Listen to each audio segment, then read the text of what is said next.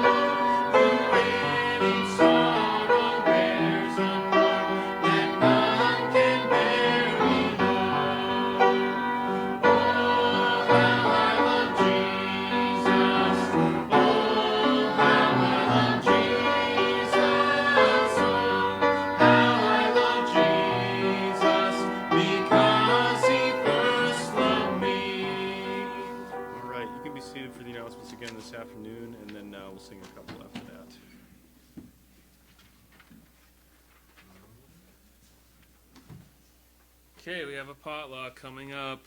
Be there and be Mexican on April 2nd. Mexican theme on the 2nd of April. We have the Missoula meeting coming up, so if you would keep that in prayer, whether you're going or not, we would appreciate your prayers.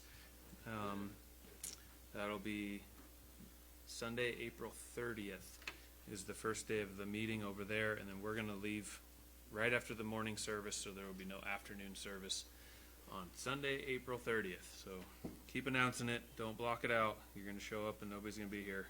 So don't be disappointed. And then that Wednesday, the 3rd, there will be no afternoon service. Okay, I think we got most of the camp forms in. I think we're waiting on one or two more. But please keep camp in prayer. And those of you who know how it goes, if the Lord's going to show up and work, the devil's going to show up and work as well. So as you get older in your Christian life, you'll find that trying to do something for the Lord, you meet a bunch of other people that are trying to do something for the Lord, and then you find out some horrible, terrible, wicked thing is also going on too. And it might be really discouraging the first time you see that. And just know that wherever the Lord is working, the devil's working. Why would he spend time wasting his time with people he's already got in bondage and lost and blinded in darkness if he could just show up where the Lord's working and dissuade a bunch of Christians and get people confused. So that's his work and operation. So if you have people that love the Lord and want to go to camp and some kids that want to do right, you're going to have kids showing up for the wrong reasons. So pray that those kids stay home. Pray that the devil isn't able to work there, and that the Lord would use the preachers and the events there. All right, April 22nd, there's a group coming over from Bismarck. I say that for sure, but it's Lord willing. weather permitting and everything else. But I said it was the teens, and it's not the teens, it's the young adults, so it's 20-something-year-olds coming over for the event on April 22nd. So they've got food and housing covered, but we're going to get some door hangers prepared. We'll need some help with that in the next couple weeks. And then we're going to go out on that Saturday, the 22nd, and just go out as long as we can stand on our feet and tolerate it, and just get out door hangers all day. And we'll get, we have an estimate, but I don't know how many we'll get out. So we'll try to keep track of that. We need to get a few thousand door hangers prepared for sure. So if you can go out that Saturday, it would be good for our church to go out, since we have another church driving 8 hours to show up to go out. That'd be good if we were there. And we definitely need help preparing the tracks, and then we'll probably hang out here that evening, come back for dinner here at the church. So that's our plan as far as up till today. So please keep the weather in prayer. The other church traveling, that's Open Door Baptist from Bismarck, and then please pray for the outreach of those tracks. All right? Okay.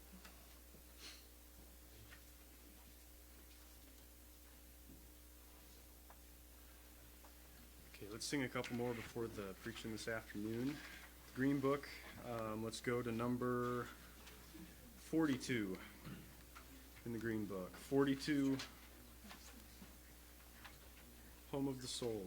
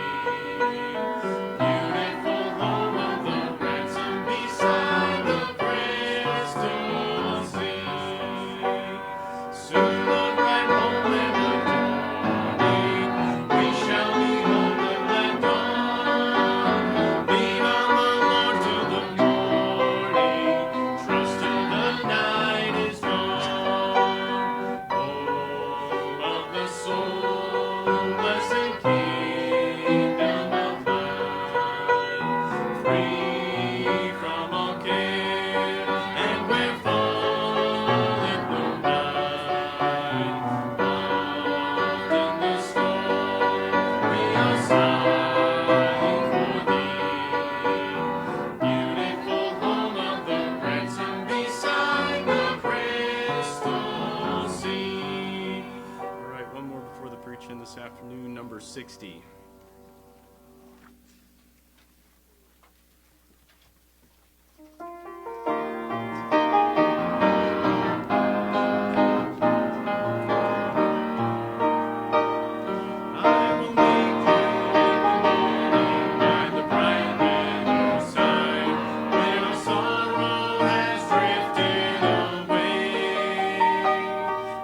Standing at the portals and the gates open.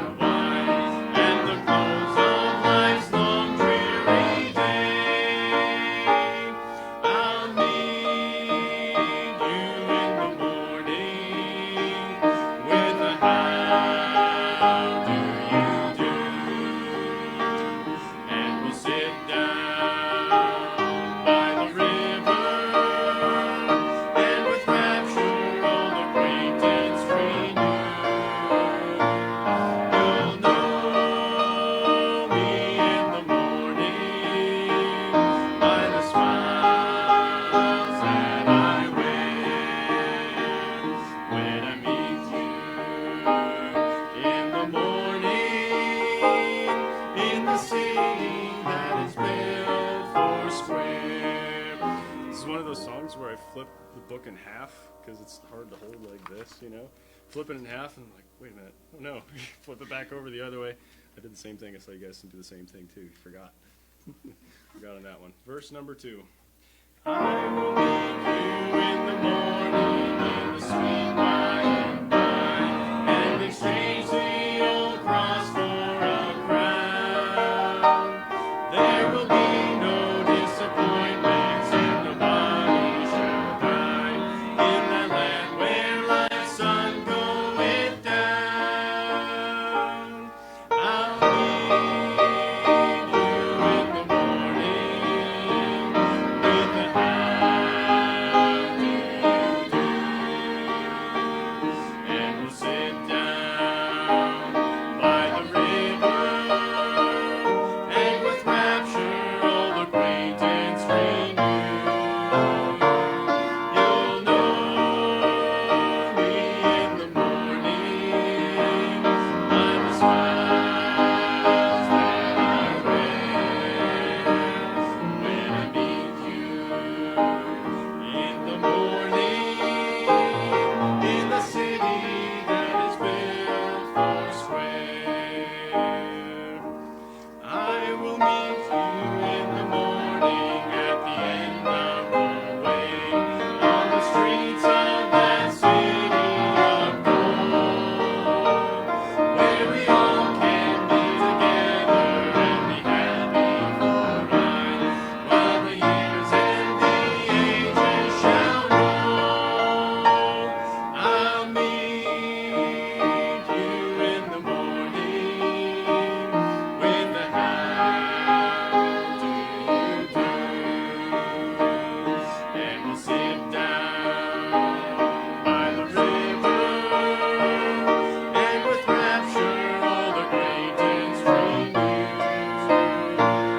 You'll know me in the morning by the smiles that I wear when I meet you in the morning in the city that is built foursquare. Amen. You can be seated.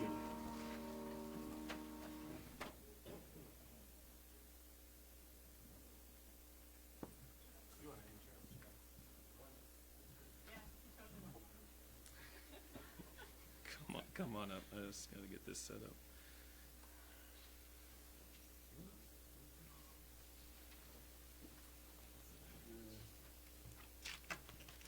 I felt like I sang that song terribly. I needed to send myself a get better soon card. Not because I'm sick, but there's room for improvement. Okay.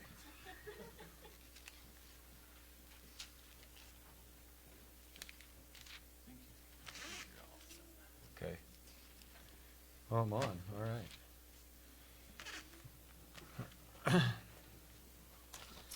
All right.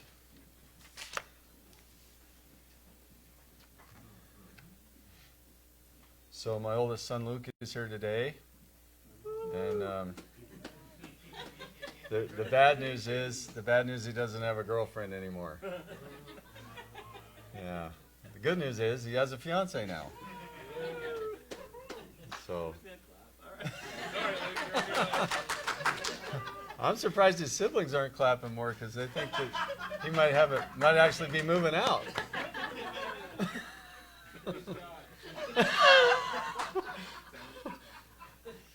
I got an amen and a Jesse finally.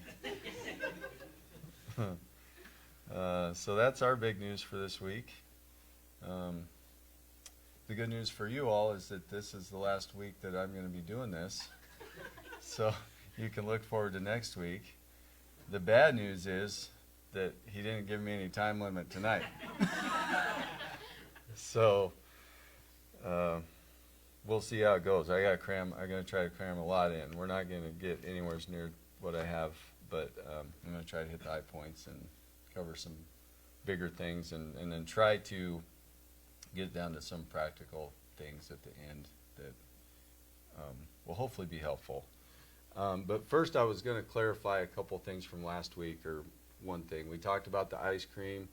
you know, and they've slipped a. So anyway, I told you all that they put ethylene glycol in the ice cream, and they may have in the past, but mostly what they put in now is polyethylene glycol. So it's a little different thing.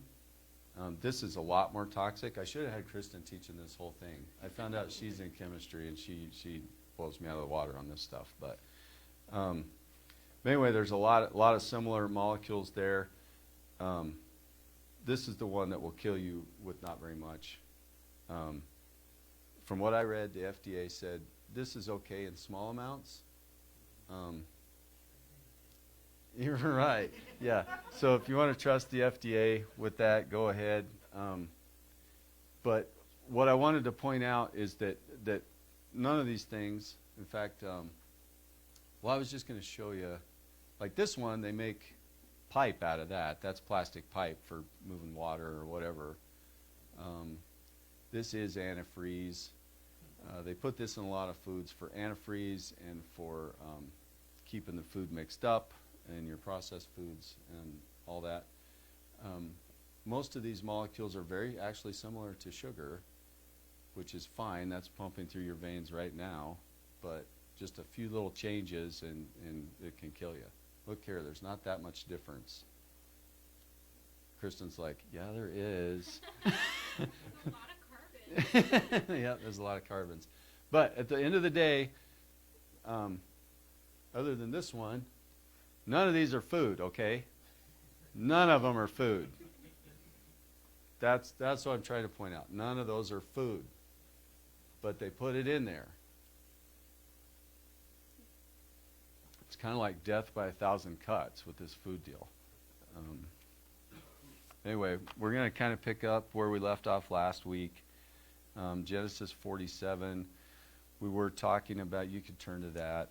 We were talking about Joseph, and if you remember, Jacob confirms the long lifespans because Pharaoh comes to him and he's like, how old are you, man? Like, you got to be kidding me.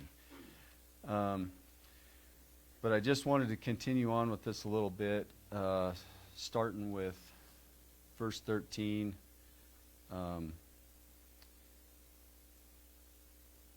There was no bread in the land, for the famine was very sore, so that the land of Egypt and all that of Canaan fainted by reason of the famine. So the famine's bad. They're going to go down to Egypt because Joseph has got some food down there. But what I wanted to point out was, I guess I'll just keep reading there, verse 14. And Joseph gathered up all the money that was found in the land of Egypt and in the land of Canaan for the corn which they bought. And Joseph brought the money into Pharaoh's house. Now, I don't know how he got that money, but usually people don't just give you the money. But Joseph's a smart guy. He got a hold of the money for Pharaoh. Verse 15, and when the money failed in the land of Egypt, in the land of Canaan, and all Egyptians came unto Joseph, and he said, give us bread, for why should we die in thy presence? For the money faileth. Joseph said, give your cattle, and I will give for your cattle if money fail. And they brought their cattle unto Joseph, and Joseph gave them bread in exchange for horses, and for flocks, and for cattle of the herds, and for the asses, and he fed them with bread for all their cattle that year. When that year was ended, they came unto him the second year, and said unto him, we will not hide it from my lord, how that our money is spent. My Lord also hath our herds and cattle. There is not aught left in sight of my Lord, but our bodies and our lands. Wherefore shall we die before thine eyes, both we and our land? Buy us and our land for bread, and we and our land will be servants unto Pharaoh, and give us seed, that we may live and not die, that the land is not desolate. And Joseph bought all the land of Egypt for Pharaoh, for the Egyptians sold every man his field, because the famine prevailed over them. So the land became Pharaoh's. And as for the people, he removed them to cities from one end of the borders of Egypt even unto the other. So I bring this up because, what happens? They had 7 years of plenty. Joseph's got some inside information because he had the dream. So they're having good grain crops. And when they have good grain crops, you have a surplus of grain, and when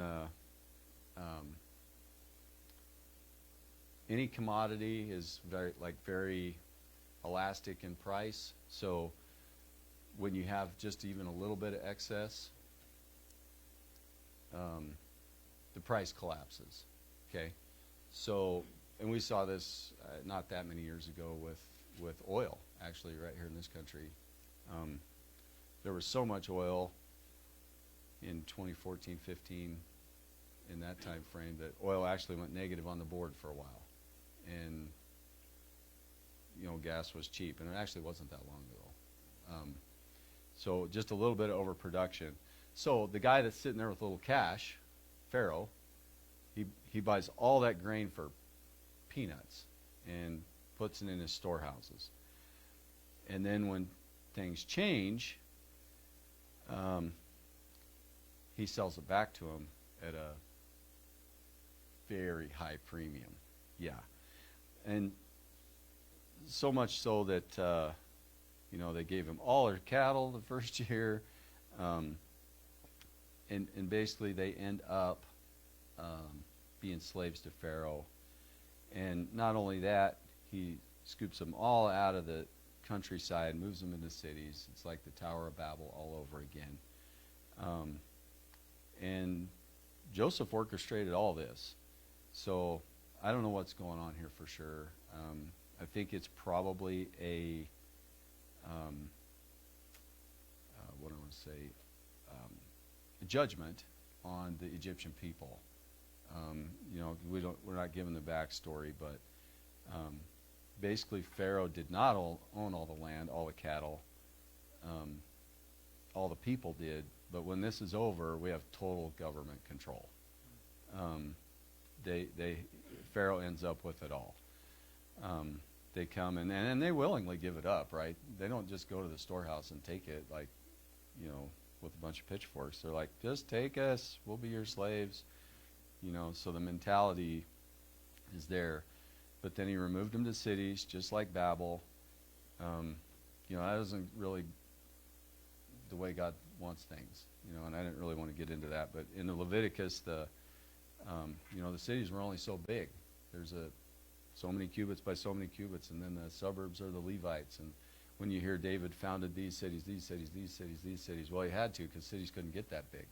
You know, they had a certain size they adhered to, and then the Levites lived around that, and everybody lived around that, and so cities stayed small. Another thing is here, Pharaoh, you know, that's easy to control people when they're all in the cities. And then verse 22, only the land of the priests bought he not, for the priests had a portion assigned them of Pharaoh, and he did eat their portion with Pharaoh gave them, wherefore they sold not their lands. So doesn't matter where, there's always a protected class that's above the law, right? I mean, and it's usually the priests of something. I was talking to Isaac before about this, and we have the same thing going on today. I mean, it doesn't look like it's the priests getting it, but I mean, it looks more like a corporate oligarchy.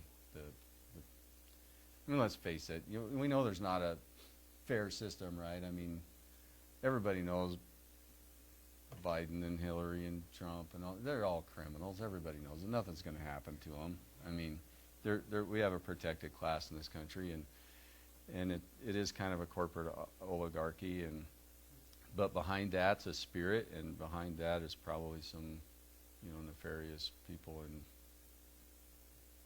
different religions. I won't get any deeper to that, but so I just wanted to bring that out because usually government involvement in agriculture doesn't end well.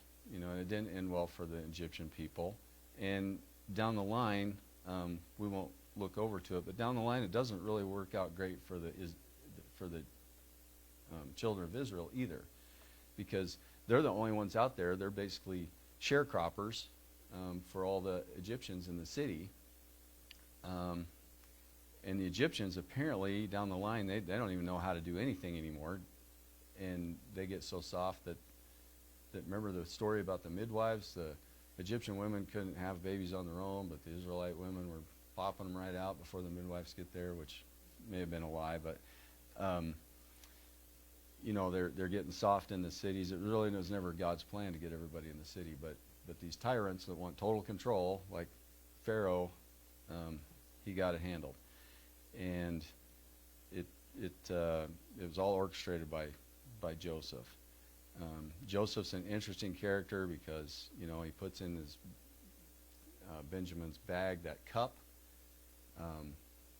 If you remember, and anyway, it's a divining cup. You know, what's Joseph doing with the divining cup? You know, kind of strange. So anyway, it ends up kind of like Babel all over again. One of the proper roles of government, for sure, is to not run the agriculture and control the food. But in this case, it's happening. And what I wanted to point out a little bit is that in this country, depending on the data you look at, I found different numbers, but in 1860, we had somewhere between 60 to 80% of the entire population lived on a farm. And they 100% of their livelihood was from that farm. Does anybody want to guess what it is today? Yeah, back there. Other way around. The other way around. Oh, yeah, that's a really good guess. The other way around, which would be 20 to 40%. Yeah, yep. That's what it was probably 50 years ago, 60 years ago. Now it's about 1%. About 1%.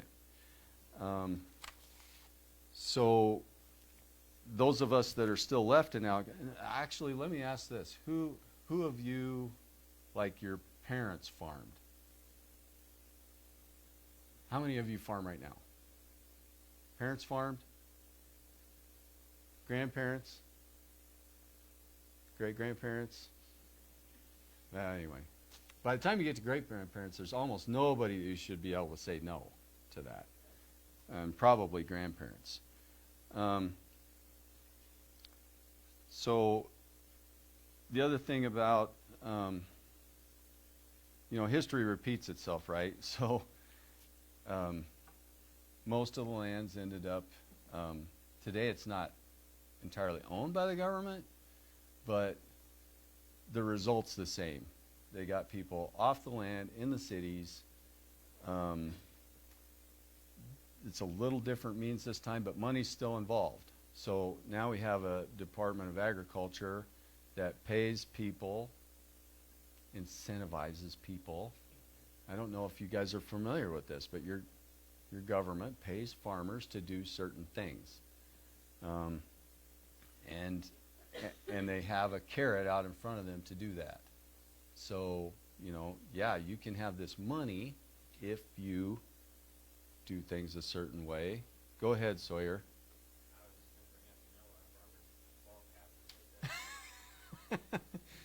I know. Does anybody else know?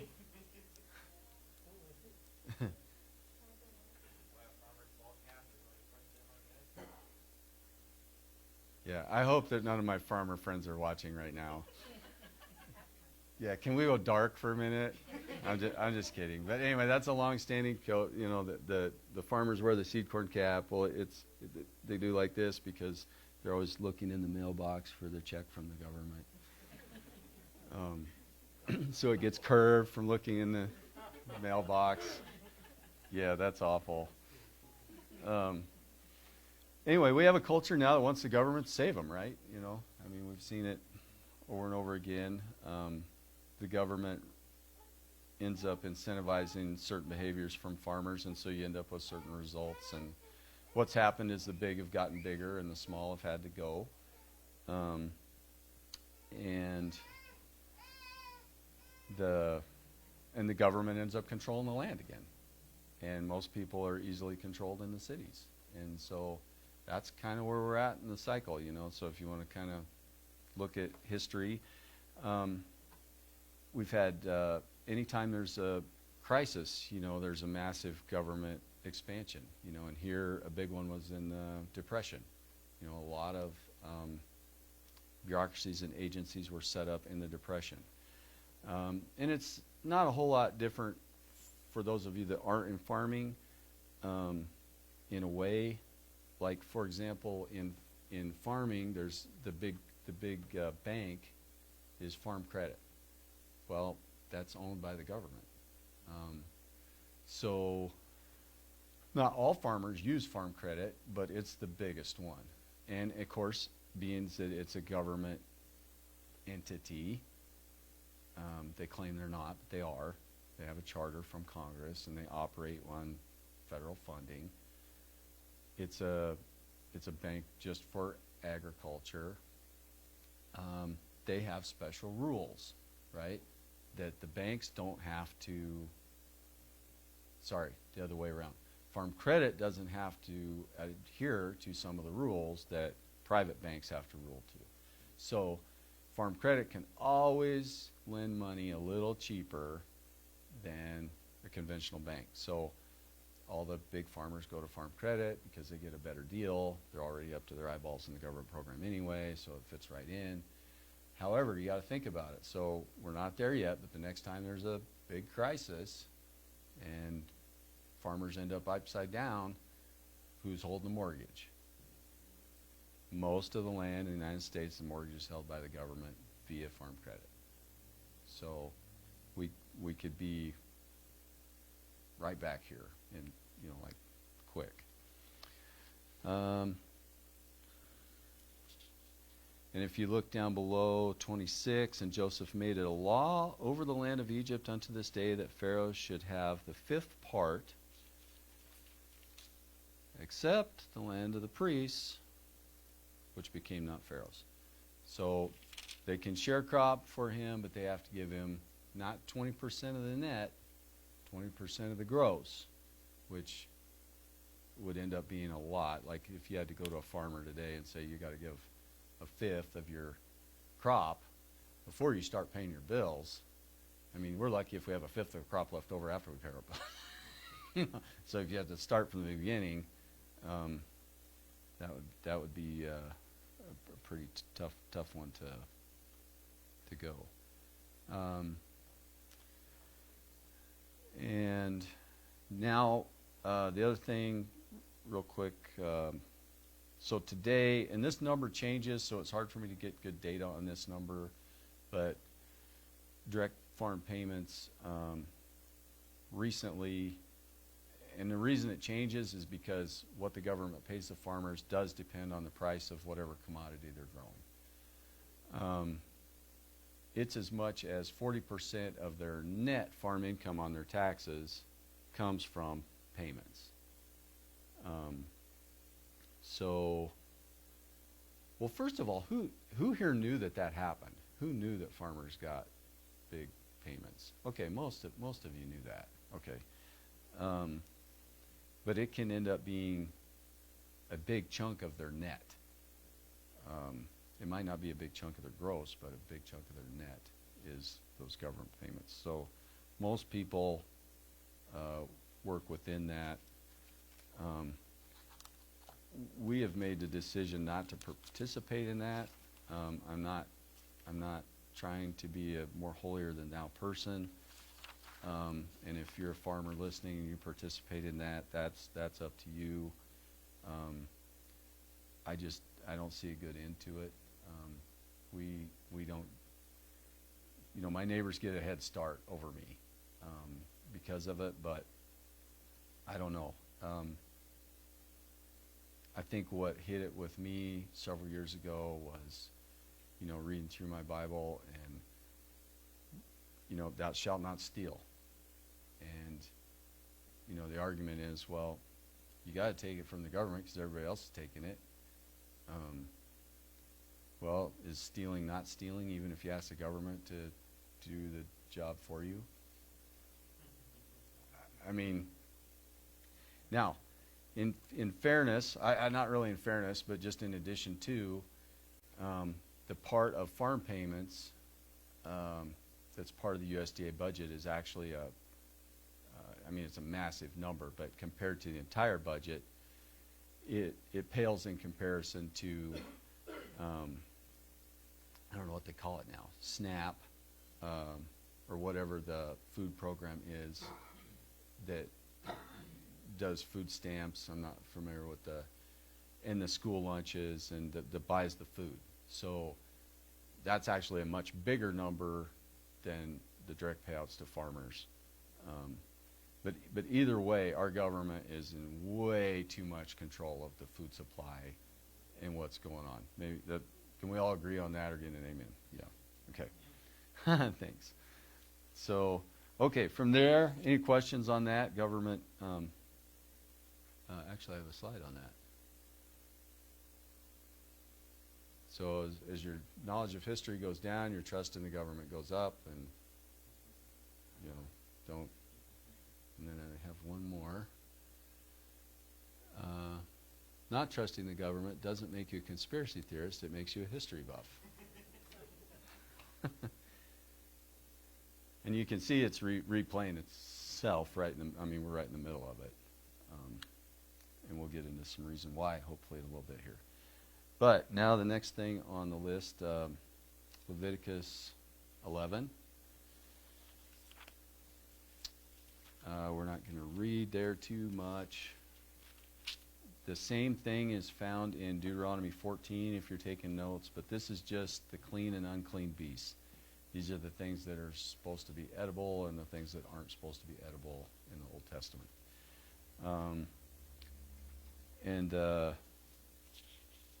Verse 2, these are the beasts which shall eat, that ye shall eat among the beasts that are on the earth. And they're supposed to be chew their cud and have a cloven foot. And we talked about this briefly last week. A ruminant animal that has a split hoof has 4 stomachs. The ones that don't have a split hoof actually only have 3 stomachs. And then some of them aren't ruminants, and what ruminants mean is that they regurgitate and chew their cud, and those are 4 stomachs. So anyway, the reason 4 stomachs is important is because the more stomachs an animal has, the more time the chemistry has to work on the plants, the more nutrients they can extract from the plants, and that ends up in the tissues of the animals, which makes them ultra nutrient dense when you eat them for your nourishment. And then you can eat fish, but just ones with fins and scales, and then birds that aren't scavengers, basically, is the way I understand it. And real quick, we'll turn over to Leviticus 18.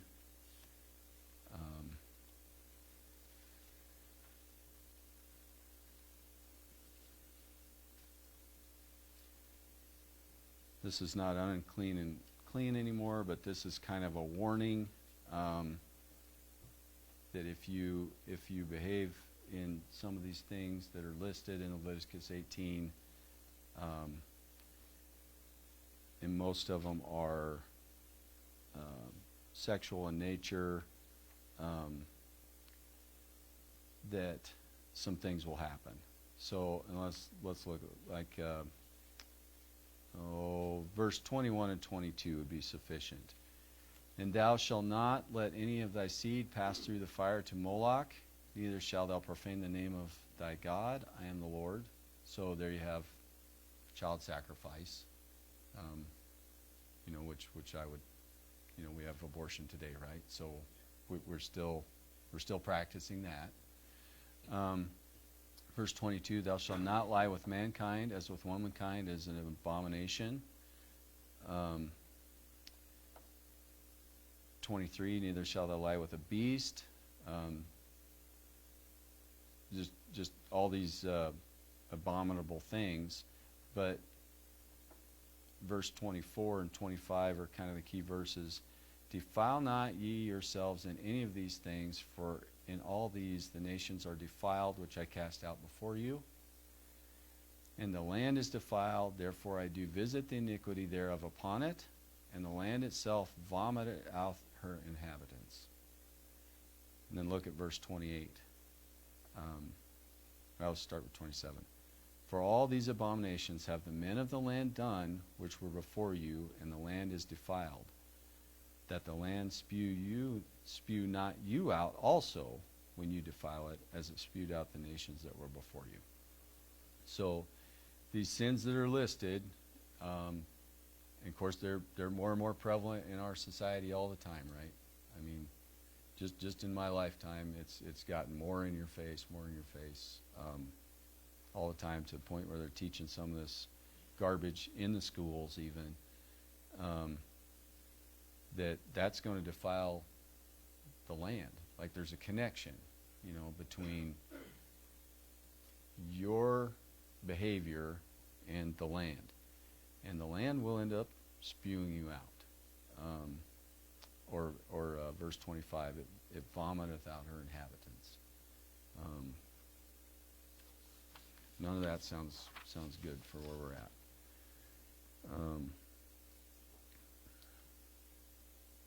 And maybe if we get a little further in, we'll kind of see how the process is unfolding, because we're kind of the beginning stages of that, kind of the way I see it.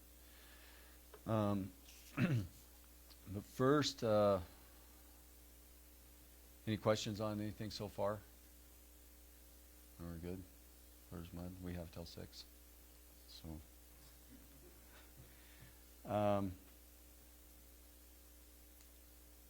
now we're going to turn to Leviticus 19:19. We're going to talk about genetic modification, which is a relatively recent thing with our food. This is a tricky topic. I hope I can explain it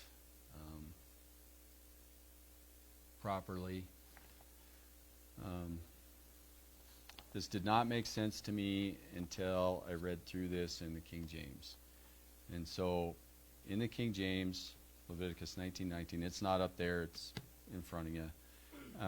You shall keep my statutes. Thou shalt not let thy cattle gender with a diverse kind. Thou shalt not sow thy field with mingled seed, neither shall a garment mingled of linen and woolen come upon thee. Okay. You stop me and ask questions if I'm getting people confused. This is kind of tricky. I'm going to see if we can tackle this a little bit.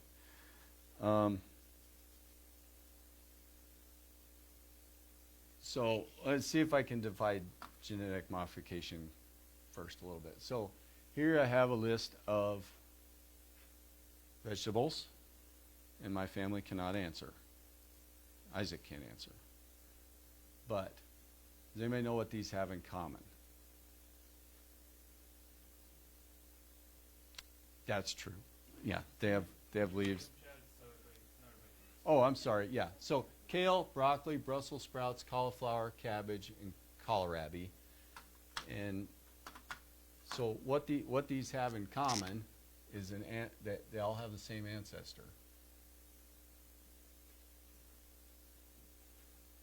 They were all cultivated from one plant. Anybody guess what it is? It's in the New Testament. My family can't answer. We could have like a hangman deal.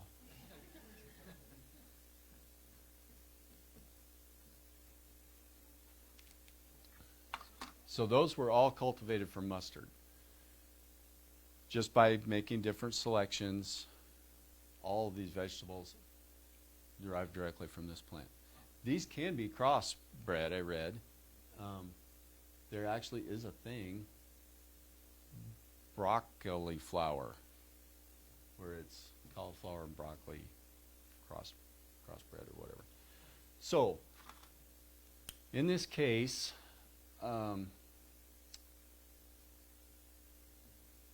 they took the mustard plant and they started selecting for different things, and one line ended up here, and they selected for some different things and ended up here. They selected for some other things and ended up here. Whatever. Can I take a Brussels sprout and select for some things and end up with a mustard plant? Eric? No, you can't. Can I take a kale plant and end up with a mustard plant? No. Okay. Can anybody tell me why?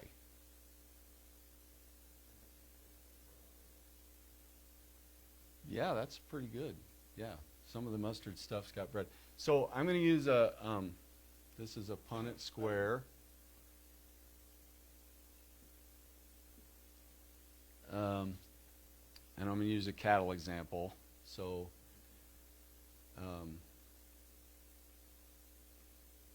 cattle with horns and cattle without horns. So, polled, and this is supposed to be a little p. Well, let's do it this way. Over here we have an animal that is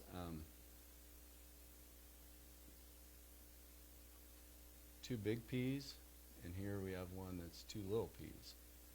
So polled is dominant,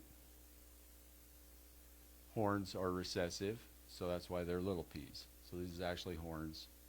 So when you have pairings, you're going to end up with one that's big P, little p,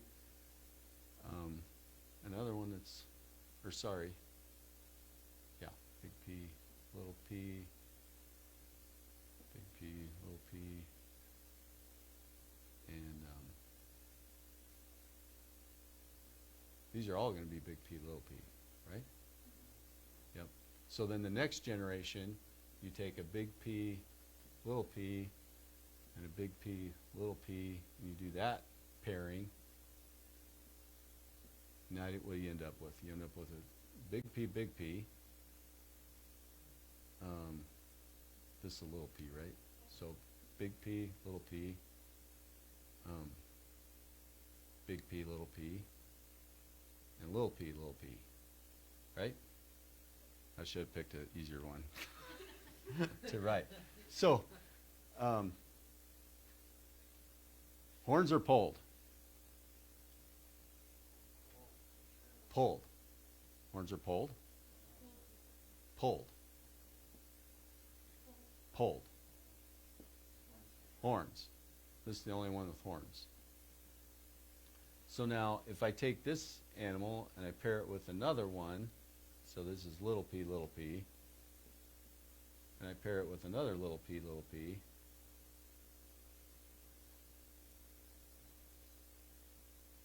will I ever get a polled one? No, I'll never get a polled one. Why? Yeah, this polled gene is no longer, the information's not here anymore. It's gone. You'd have to go get it. So this is actually a little bit of a proof of creation as well, just in cattle, because they tell you cattle have to have horns to protect themselves. And most cattle historically are horned, but the dominant trait was polled. So in the original creation, there'd be no need for horns, right? That came about after the flood as a necessity. But the dominant trait was polled, even though most cattle have horns, or did have. Today's cattle don't very many of them have horns. So anyway, some of the information from here has been lost to go here. But in all this process, was any new information added? No, we've never put any new information in here.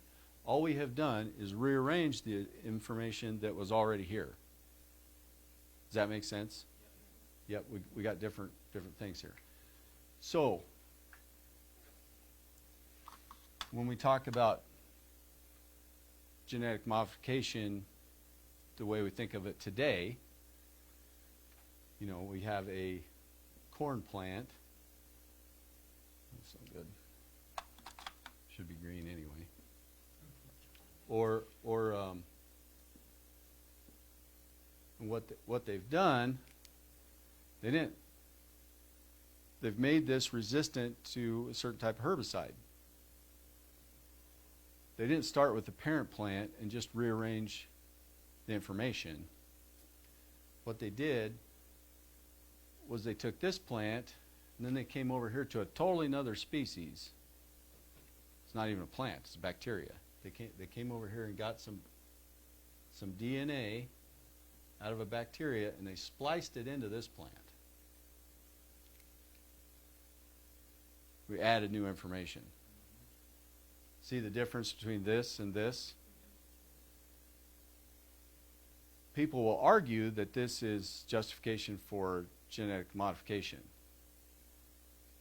This is genetic rearranging. This is genetic modification. And it's a big distinction. Follow that? So up here, we're using what God gave us, what we started with. We're using that. Here, we're thinking we're smarter than God. We're being God. We're falling for the lie in the garden. You'll be as gods, creating something totally new. So, in the King James, Leviticus 19:19 says, "Thou shalt not let thy cattle gender with a diverse kind." So, a diverse kind, that word just means different. So when God, in creation week, he said everything reproduces after its what? Kind. Here, now we got a different kind. The word gender there, I had to look this up in my old time dictionary with the magnifying glass, because if you look up gender online,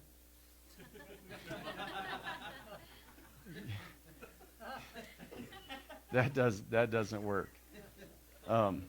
What did I do with my? Oh, I set them clear over there. So gender in the old dictionary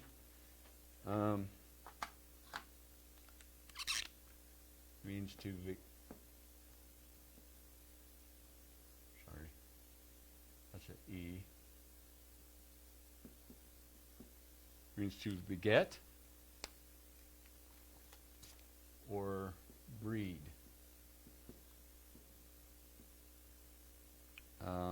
Or to give rise or bring about or produce offspring. So what that verse really means is don't breed your cattle with a different kind. Breeding your cattle outside of its kind. You know, God said everything reproduces after its kind. This verse is talking about a different kind. Follow me so far? Okay, so let's look in. Oh, you do have the King James up there. Okay, sorry. Let's look at the NIV and says what it has. Don't make different kinds of animals. Okay, maybe. You shall not let your cattle breed with a different kind. That's not too bad. Thou shalt not let thy cattle gender with a diverse kind. That's almost exactly like the King James. So that part's not horrible. Let's go to then the next part of the verse. Thou shalt not sow thy field with mingled seed. So now we got to talk about seed. And your Bible is a genetic book. I don't know if you guys. I wrote these words here so I could remember to write them, but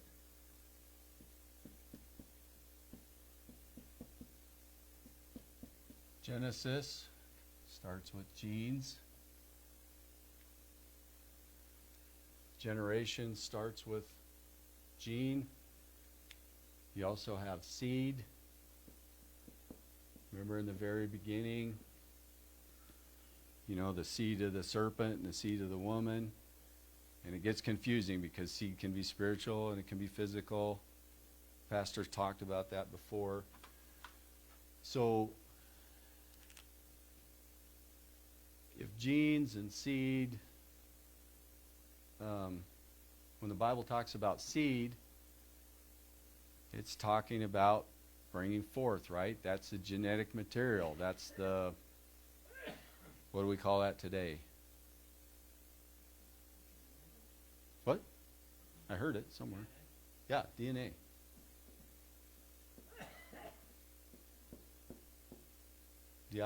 Deoxyribose nucleic acid. So when the Bible talks about seed and genes and genealogies, what we would talk about would be DNA. It's the same thing.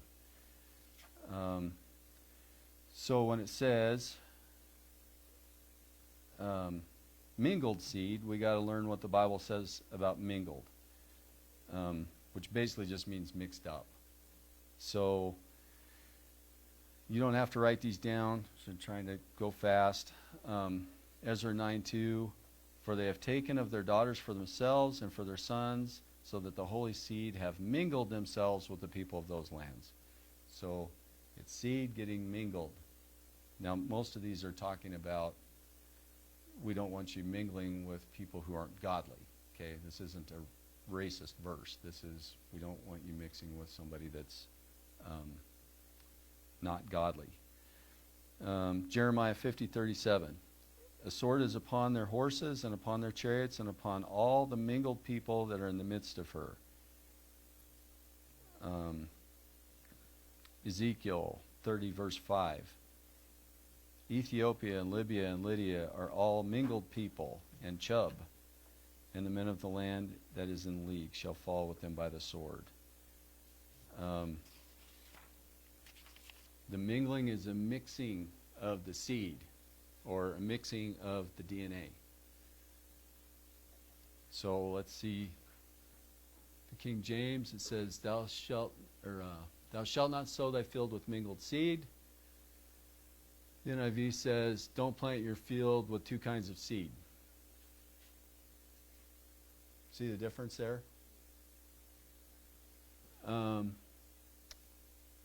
ESV, you shall not sow your field with two kinds of seed. ASV, thou shalt not sow thy field with two kinds of seed. I read that for years, and that did not make any sense to me.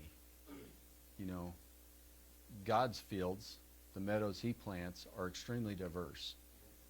God loves diversity. If you study it, he loves diversity.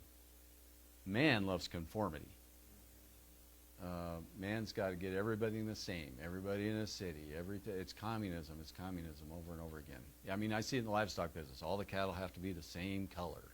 You know, it's just it never ends. Man wants conformity. God loves diversity. So why would you plant two different? I mean, who cares whether you plant two different kinds of seed in the same field? Well, that's because that's not what that verse is talking about, I believe.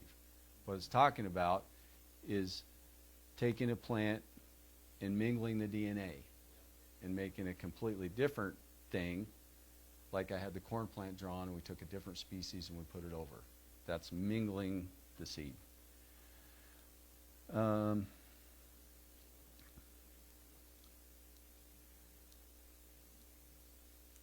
Also, this comes up in Daniel. And whereas thou saw iron mixed with miry clay, they shall mingle themselves with the seed of men, but they shall not cleave to one another, even as iron is not mixed with clay. So, any questions on GMO so far?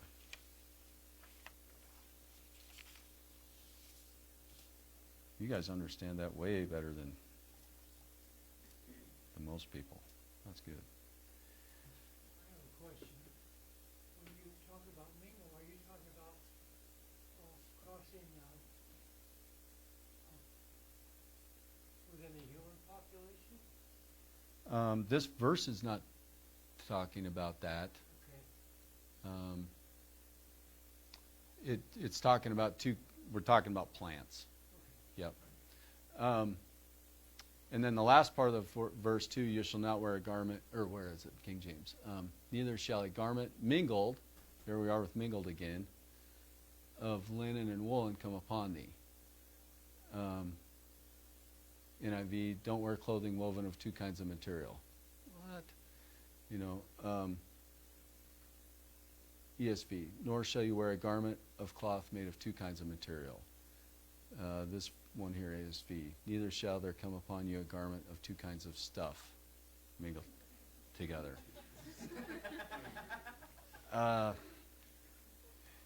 Cotton is genetically modified to resist herbicide. I think that's what that's talking about. I don't think it's talking about what you plant in your field, or if you use more than one crop in your field, or if everything we've got has got different things woven in it. I think it's talking about mingling the seed of something else. Okay. And I might have to skip some more.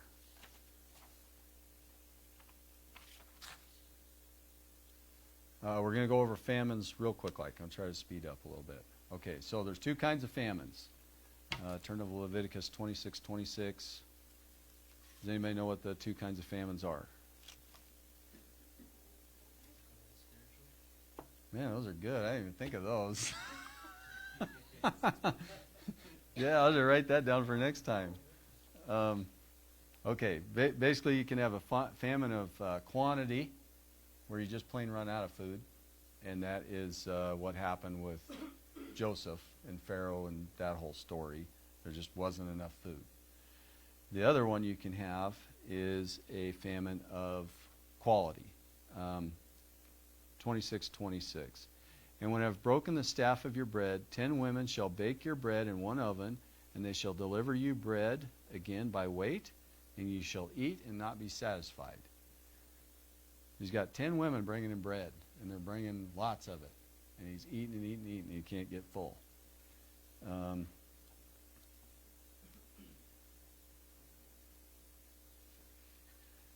Turn to Hosea.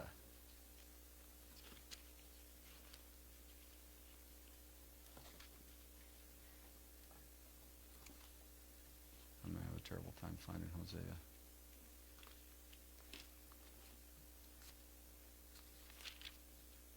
Hosea 4.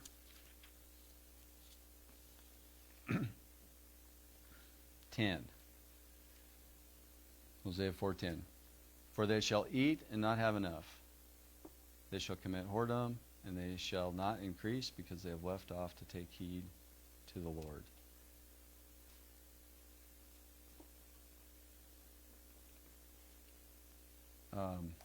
We touched on this the first week. Our bread doesn't have the nutrients in it used to have. Most of our foods don't. We're in the middle of a famine of quality. There's a lot we could talk about on this. Turn to Jeremiah 8. I'm going to have to skip some, so I'm trying to...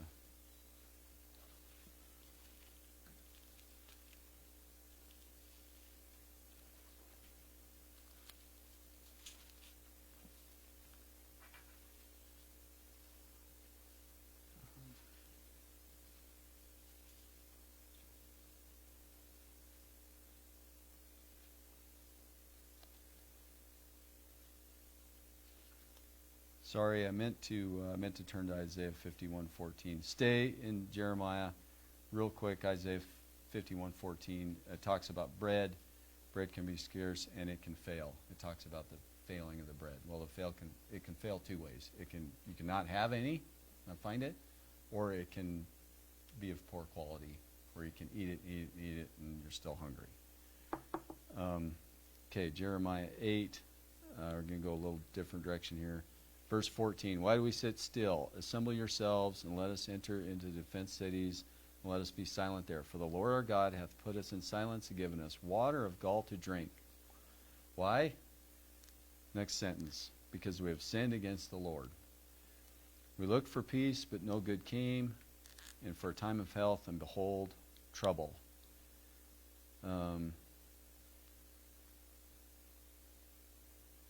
And then verse 17, for behold, I will send serpents, cockatrices among you, which will not be charmed, and they shall bite you, saith the Lord.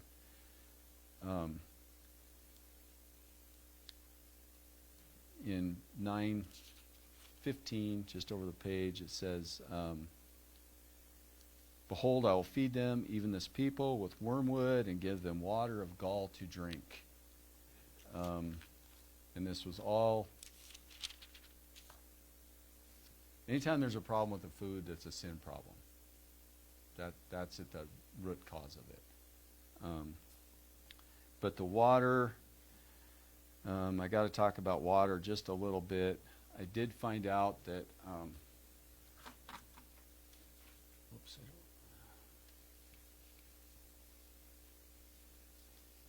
we're a little luckier in Billings, where we have the Yellowstone River for most of our water supply. But nationwide, mostly what we use is reclaimed water. And it says it's like gall to drink. So anyway, the reclaimed water,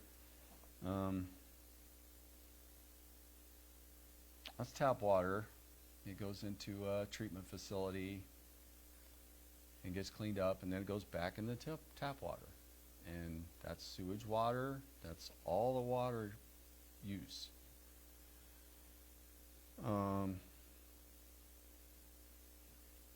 There's some things that the treatment does a good job taking out. There's some things it doesn't take out.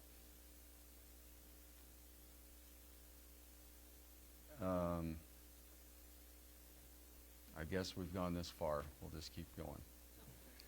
So, one of the things that it doesn't take out that's very prevalent in most water supplies, I think we're a little better off here in Billings than other places.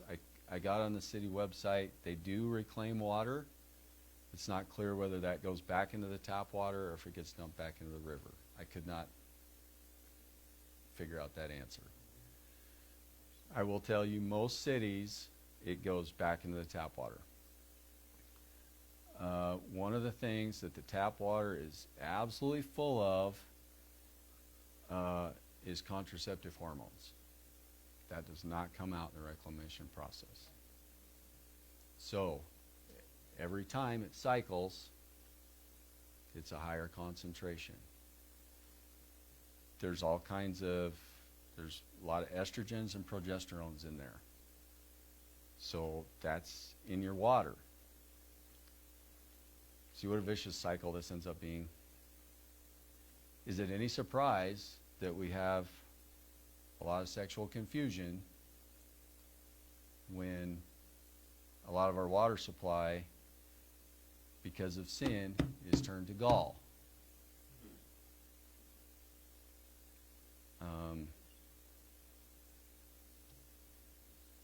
Sorry I had to bring that up.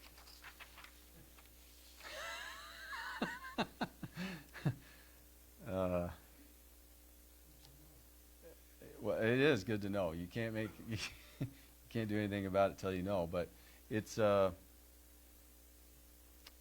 you take a man or a woman and you start messing with their hormones, weird things happen to some of them, and that's where a lot of it's coming from. Another one is in your plastics. Those are all full of estrogen chemicals called phthalates. If you got a water bottle, just the cheap water bottles, those have some of it in it. If you let them sit in the sun, it's way worse. And even the ones that say they're BPA free, they might be BPA free, but that doesn't count the other. There's tons of them that are just like that. They're patting themselves on the back for being free of one of them, but there's tons of them. Okay. Numbers 11. We'll move on quickly. Any questions about that while we're turning to Numbers?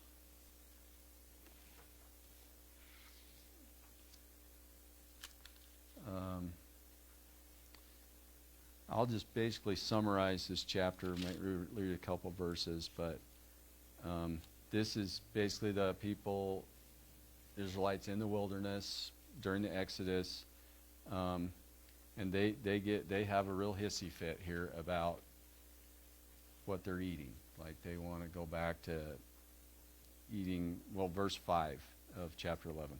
We remember the fish, which we did eat in Egypt freely, the cucumbers and the melons and the leeks and the onions and the garlic. But now our soul is dried away. There's nothing at all besides this manna. To eat manna. Oh. The first thing that jumps out to me is they said in verse 5 that in Egypt they ate freely. Were they free? No, they were slaves. But anyway, long story short, God gives them this wonderful food, manna, and it tastes like fresh oil. He wants them to trust him. They're not happy about it, and they start really grumbling and complaining about the food. And basically God says, if you're going to grumble and complain about the food, I'll give you something to grumble and complain about. And he gives them quail, and he says let's look at verse 19 and 20. He's going to send them the quail. Verse 19, you shall not eat 1 day, nor 2 days, nor 5 days, neither 10 days, nor 20 days, but even a whole month until it comes out your nostrils. You know, you wanted meat to eat? Here. You're going to eat meat till you're sick of it. And they actually ate it for 40 years, right? Every evening. They were stuck with quail for 40 years in the wilderness. So I take that to mean, you know, God doesn't like us complaining about food if we've got good food. You know, be thankful for it. Yeah.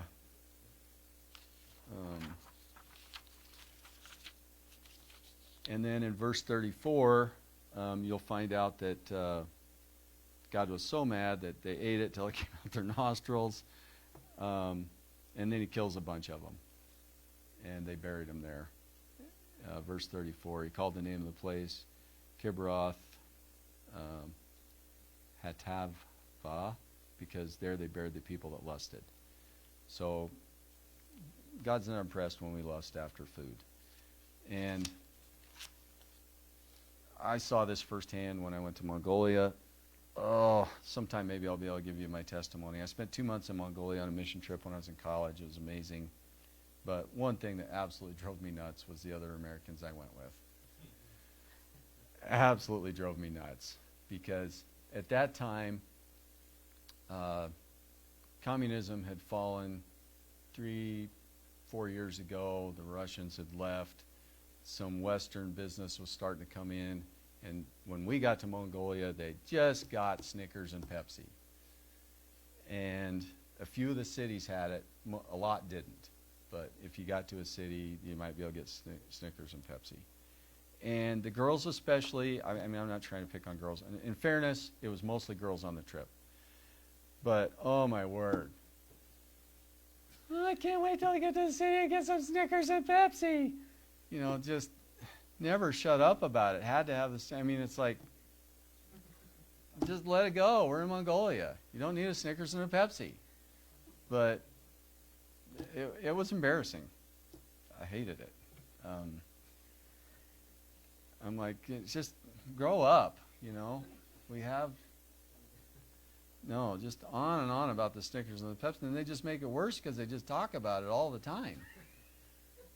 Oh, anyway.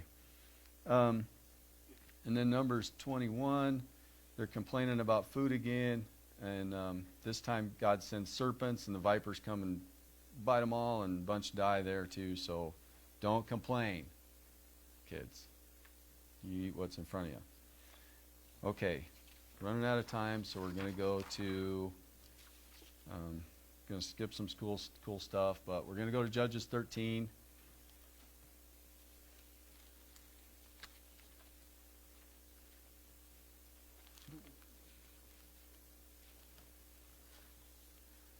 This is what I call the pregnancy diet.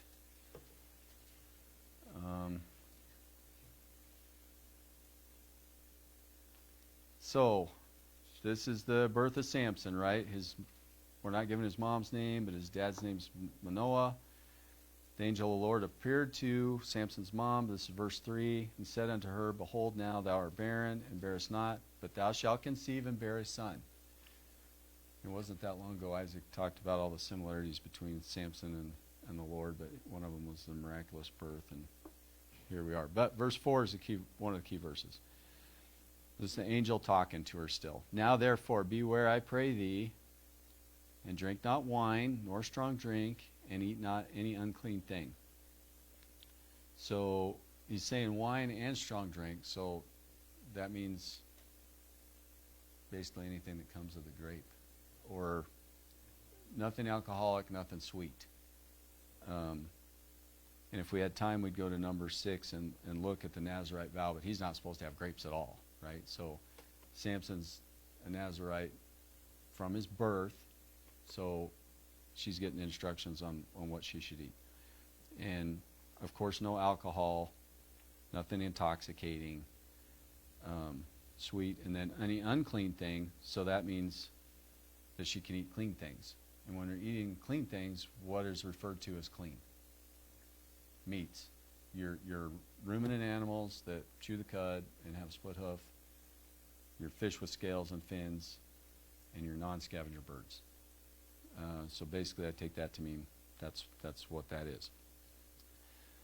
But Manoah gets in on it down at verse 12.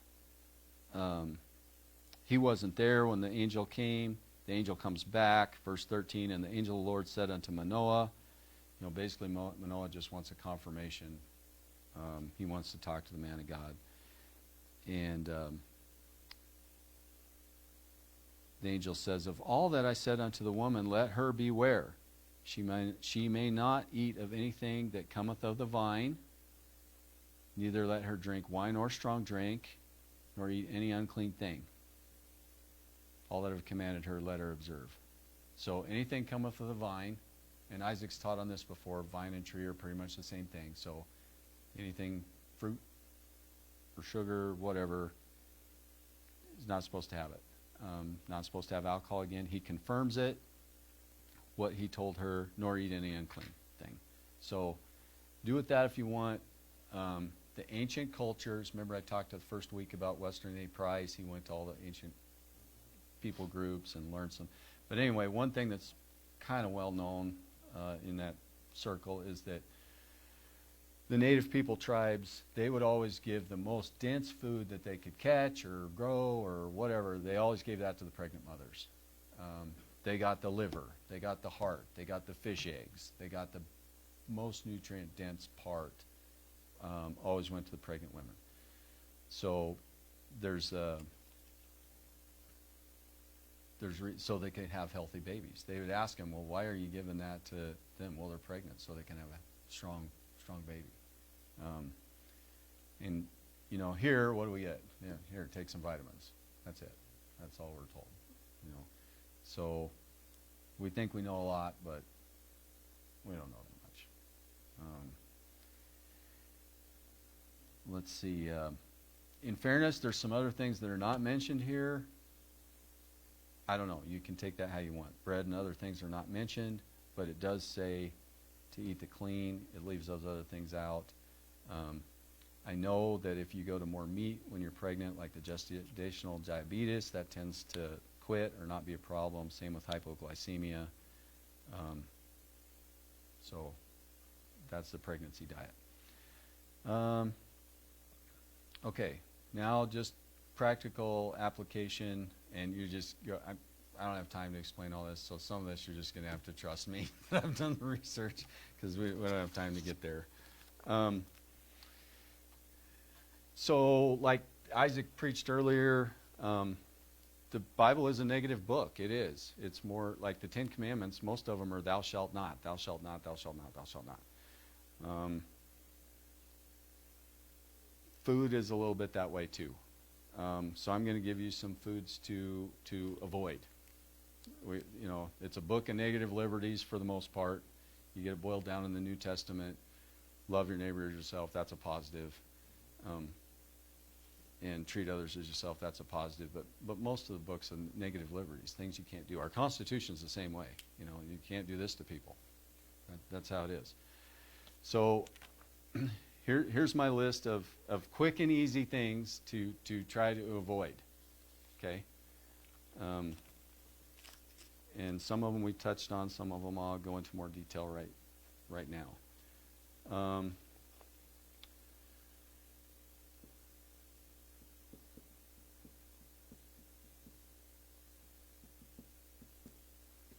refined sugars.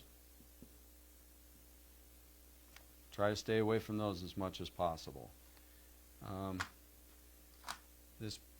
So real quick, I wanted to be sure and talk about honey at this time. I had a question earlier about honey. Yeah, Jordan asked about honey. Honey's another one of those. I mean, you have to be so careful.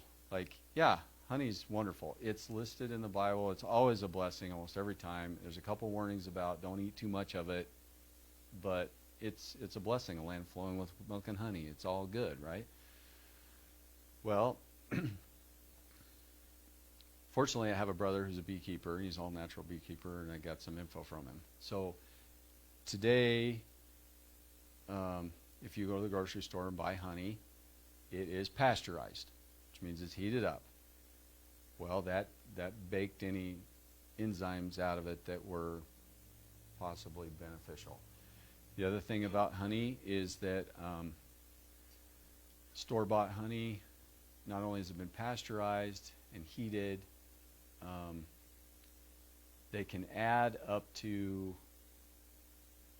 5% of either water or corn syrup.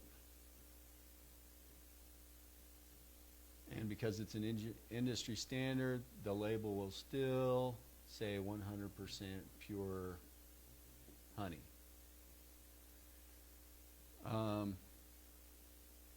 The other thing about the corn syrup is that most bees are fed corn syrup. Bees don't always distinguish between honey and corn syrup, so when they're filling their hive with honey, some corn syrup just gets in the honey. So it's a mix of corn syrup and honey. So if you want good honey, you got to know your beekeeper and know that he doesn't do certain things. Now your pure raw honey that doesn't have anything like that done to it, it contains little bits of pollen from your area, and this is the closest thing to a vaccine I can find in the Bible. There is no such thing. It doesn't go in your bloodstream, but these little bits of pollen will help with allergies and whatnot in your local area. Your store-bought honey will not do that. Okay. So try to stay away from refined sugars. The way these are produced is totally different than honey. It's almost as bad as the water story. It's bad. Okay, the other thing is enriched grains. And we covered that a couple weeks ago, how your flour and gluten is so much different than today. Plus, it's covered with herbicides. The other one to stay away from is seed oils. You have to trust me on this one. They're just not good. They're heated. They're all grown with glyphosate. They're not really as... I hear people say all the time, or there'll be some picture on the internet, look, there's a picture from the 70s. There's no fat people in it. Well, I lived in the 70s. There were still fat people there. But there were not as many. Probably not even close. I've got a friend that worked in a Hardee's restaurant in Rapid City in like 1980 something.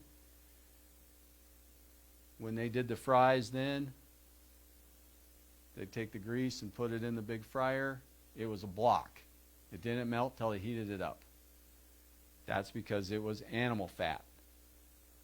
Some kind of tallow or lard or something.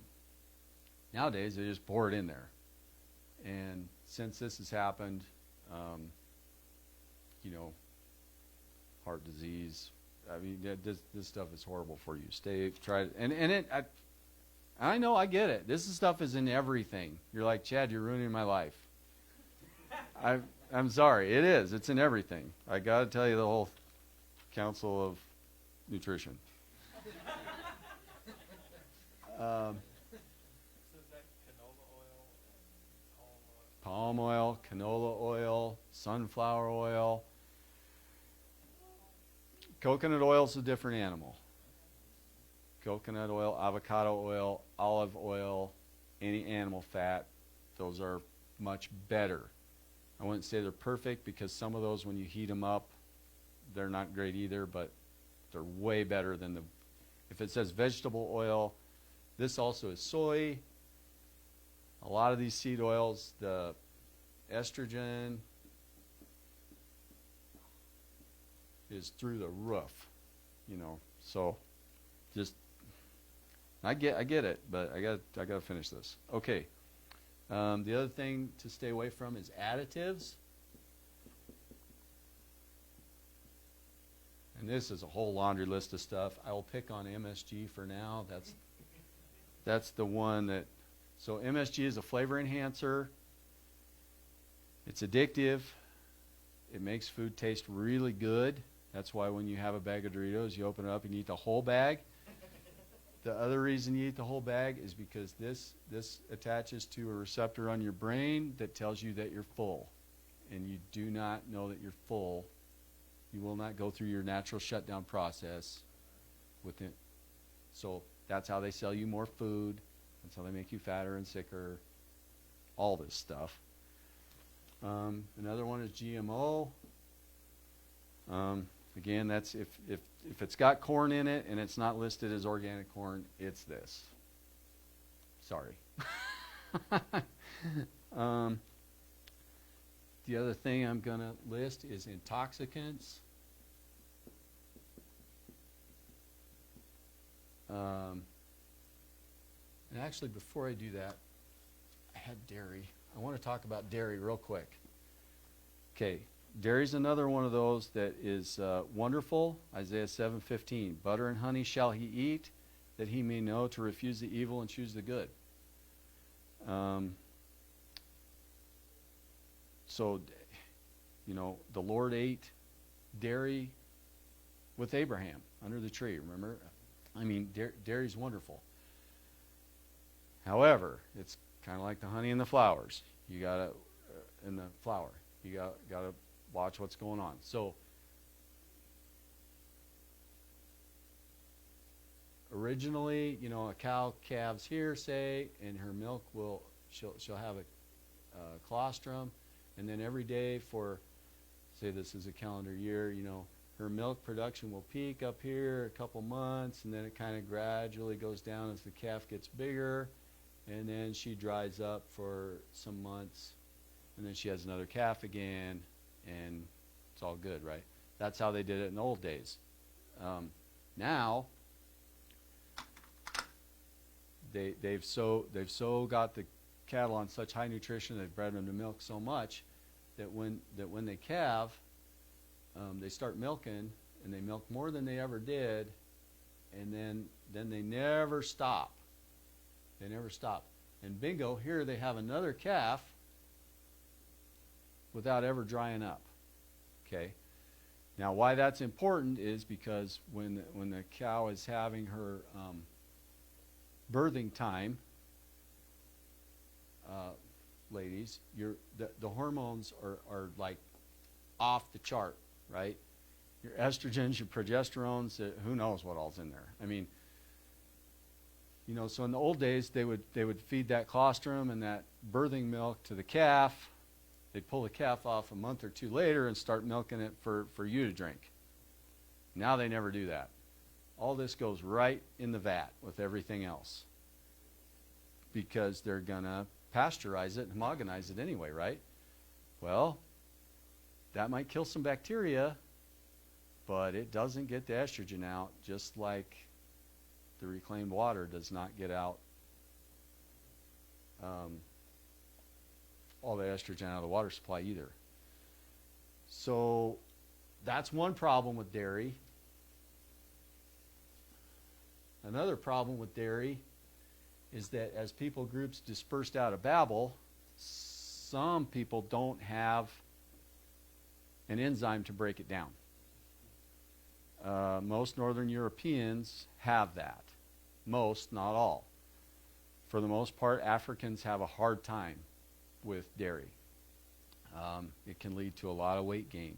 This is why sometimes, you know how we had the Punnett square up here with the big P, little p, you know, you'll end up with a family, like within the family, somebody that can digest it and somebody who can't. So you could have somebody like really overweight because they can't deal with the dairy, but sister or brother over here is skinny as a rail because he has the enzyme. I mean, it can work that easy. So we're going to put dairy is another one to be mindful of. I know for me, I lost a lot of weight and started breathing better when I quit dairy. And in full disclosure, I still do some cheese and cream occasionally, but I stay away from the sugar part of it, which is the milk. Cream doesn't have any sugar in it. Okay, and then intoxicants. And this is a whole list of things. I mean, basically just don't take anything that's addictive, you know. Drugs, alcohol, and I hate to say it for you, but it's caffeine too. You know, the more you stay away from that, the better off you'll be. So that's my practical thing. And basically what it means is you want to stick with whole foods.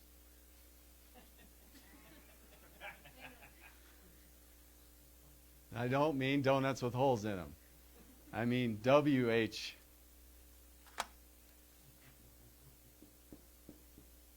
Whole foods.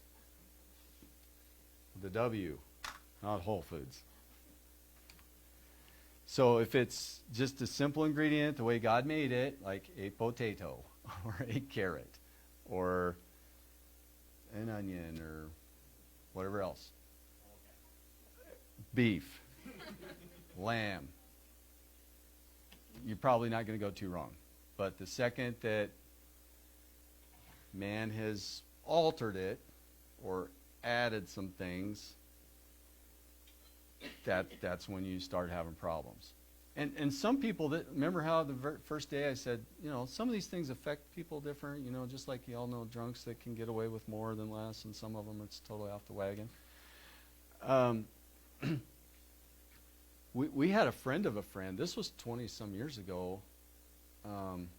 They were older than us, but they tried to have children for years and gave up. They'd been to the fertility doctors. They'd done everything right. Couldn't have children. And they gave up. And just out of the blue, for no particular reason, she decided to switch their milk from regular milk to organic milk. And bingo, she got pregnant. I mean, some of this stuff's pretty subtle. You know, is that enough of a study to say that was it? Well, you know, maybe not. But sometimes it's that simple. One little thing, you know, and it might not affect some other people, you know. Natural selection's still a thing, right? Like, as bad as our food supply is, there's some people that do better on it than other people. You know, they might be a ticking time bomb. But there's some people that can tolerate it more. If you're fasting more, you can tolerate some things more.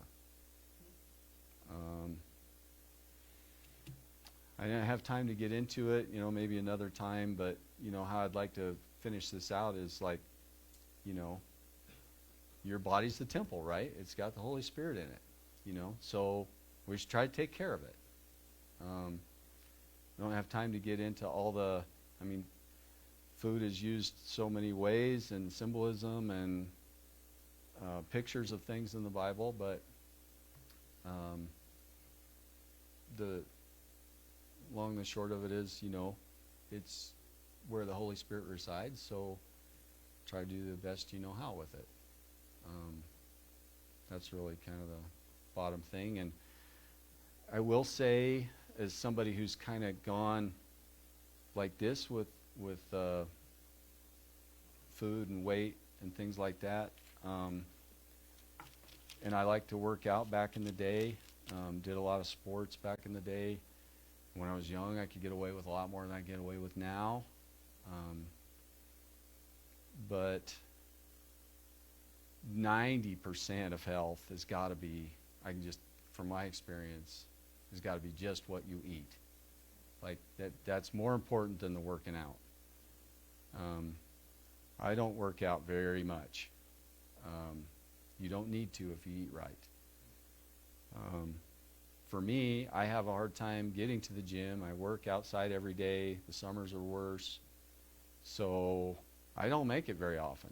It's easier for me to say no to some things than to make it to the gym. And I'm telling you, that's 90% of the battle. You eat whole food the way God intended it, your body composition will be more like it's supposed to be. Without you, yeah, working out can enhance that a little bit, but a big share of the battle is just making a few choices daily. And you don't have, that doesn't take time. It doesn't take a membership. It doesn't take sweat. It's just little battles, not giving in. You know, I know it's difficult. I mean, I've been there, right? I'm not telling you anything that I haven't gone through. You know, when you get a hamburger, it's easy to say just go bunless or set it to the side or whatever. I mean, one little thing. I mean, that bun is the worst thing on that plate for you. And well, yeah, it's a toss-up too, you know, so the fry. And so making little choices. If you're at a restaurant where the fries come in seed oils like this, you know, but mashed is available. Mashed is 1,000 times better than fries. I mean, I get it that it's a high carb food or whatever, potatoes, but I don't have a problem with the whole potato. But when you put seed oil on it, that is nasty for you. So, any questions?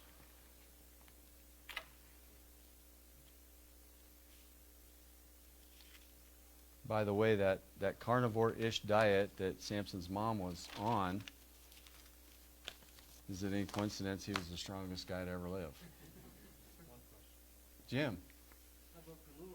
That's a flour, isn't it? Yep, but it's a vegetable oil category. Yeah, it's not good. How about avocado? That's better. Yeah, avocado's better. Mm.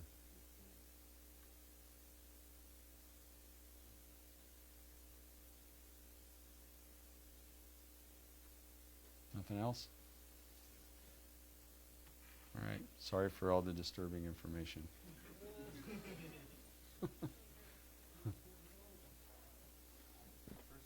I hear Bible's zipping up. We're not done yet. There's nothing that says an end time. You can check our website and everything. It starts at 2:30. Might go till next Sunday. You never know. We have Asbury and Billings. Oh, let's hope not. Okay, 1 Corinthians 10. 1 Corinthians 10, verse 31. Whether therefore ye eat or drink or whatsoever you do, do all to the glory of God. You say, well, I can eat whatever I want. You missed the entire verse. Whether therefore you eat or drink or whatsoever you do, you can't do whatever you want. Whether therefore you eat or drink, do all to the glory of God. Now, I told you this last week or 2 weeks ago, and I don't know if anybody listened to me because I don't know, it's on you. But I said, pray about what you eat. Pray about that. When my wife and I moved to Montana, we changed a bunch of stuff in our diet. And our health problems went away. Some of them went away overnight. I met a health doctor, and he said, this supplement might help you, He gave me one thing. I was ready to just shell out whatever because I was so desperate. He gave me one thing, and he said, but really your problem is probably stop eating this and this. And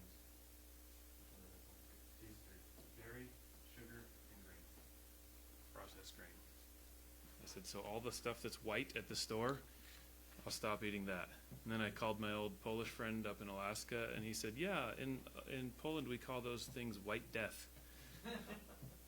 Oh, Europe's ahead of us again. Not in everything, but in some things. I'm going to leave it. I can't stand that guy. I was going to let you play it, but I'm not going to put him up there. It's funny, but not funny enough to hit it over there. Whether therefore ye eat or drink or whatsoever ye do, do all to the glory of God. And then one more verse, I'm done here. 1 Corinthians 9, last verse. Notice that this is not a commandment. This is Paul saying, here's my example. He said, be ye followers of me as I'm a follower of Christ. Should we all follow Paul's example and say, God smite thee, thou whited wall? No, right? Should we go to Jerusalem when God said, don't go to Jerusalem? No. Okay, Paul's not Gabriel or something, but Paul does give an example, and he said, follow me. Verse 27, I keep under my body and bring it into subjection. So I bring it into subjection. That's the soul of man. That's the real you, bringing another part of you, the body, into subjection. Lest, here's the problem, there's a possibility that by any means when I have preached to others, I myself should be a castaway. The first person to hear every sermon that is ever preached is the preacher, because he had to prepare it before he preaches it. And sometimes the Lord gives me stuff that I didn't prepare, and I'm still the first person to hear it in my own head before I say it to you. And then I'm held accountable to that. And I've also gone back and forth over the years, should I preach things that I don't live up to? And the answer is yes. And then you ought to try to live up to it. That's the only way you can explain it. You say, you're a hypocrite for saying that you ought to know I'm preaching the whole counsel of God and I'm not perfect, so what am I going to do? Just not preach the sins that I commit? That's an even worse idea. That's an even worse road to go down. So Paul says, I take my body and I tell my body what to do. And what do most Americans do? And let's just say most American Christians. That was all teaching, so here's your last preaching. Ready? What do most American Christians do? Their body tells them how to do, what they're going to do. So you put things in your body, and you use dairy for an example. Sugars mess me up. I didn't know that till I stopped eating sugar, and then I found out the difference. And then you do what they call an A-B comparison. That's like the trendy new thing to say. Just do an A-B comparison and cut one of those things out of your diet, and then watch what happens the next time you eat it 3 months later. You say, I could never do that. Then you aren't keeping your body under subjection. Your body is keeping you in subjection. And you're not spiritual. Paul says there's a possibility that you preach to others and tell other people how to live and how to do right, and they're not going to listen to one word you say because they think you're a castaway. They think you don't do that. You don't live that. You're not even trying. You joke about it, and it's only a joke, and it's never a trial, and it's never an attempt to try to clean that thing up. So take your body and tell your body what to do. The priests told that temple how to get set up, and they put up the pillars and the curtains, and they uncovered the furniture and set it all up. That temple didn't tell them how to do their job. The temple is set up by the priests, and the priests run the thing, and the whole thing pictures a body. And the Lord gave you a body, and it's the only one you've got. You ever look around this world and be like, all these people have the same thing inside of them that I have inside of me.